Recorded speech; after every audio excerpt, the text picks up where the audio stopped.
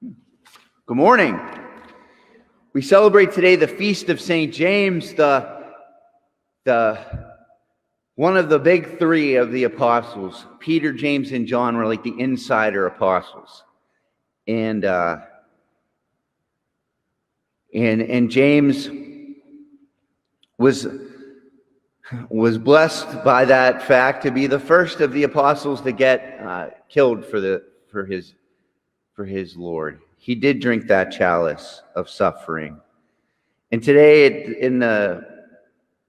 at Santiago de Compostela in Spain, many pilgrims are concluding their journey to the shrine there, the Camino, a 478-mile journey. I believe that's the number of miles, where maybe people who are seeking to discover themselves, agnostic types, or faithful people who are just wanting to kind of enter into the drama of pilgrimage, which was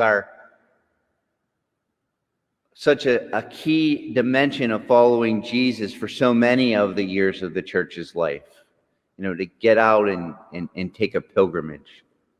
And it's great that those people are there doing that, but the way of St. James is not a place in Spain. It's ultimately an adventure with Jesus that we're on or not, depending on whether we embrace the chalice that we're given. James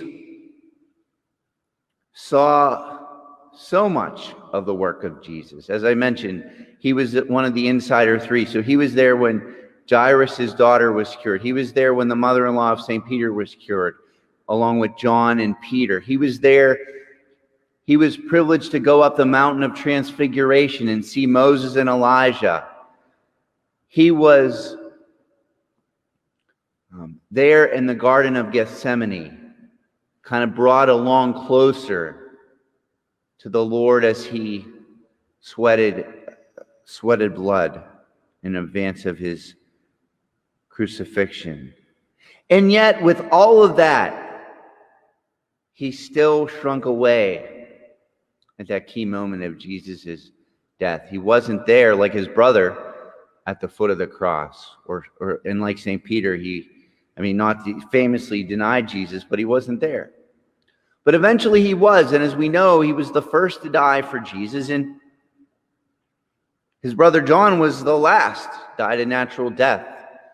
But again, the question is, are we willing to die? Are we willing, like St. Paul described in the first reading, to carry the death of Jesus in our hearts, to embrace the cross as it arrives in our lives, or do we shirk it? Do we run? I run too often from the cross. Little bit of pain, a lot of pain, want to escape, run away. This is not the way.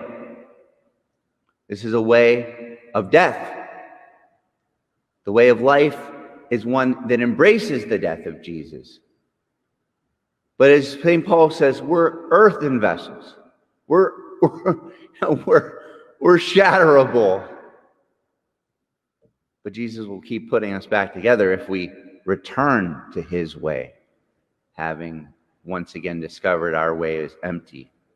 Let's beg for the grace to follow Jesus as St. James, the son of thunder, did.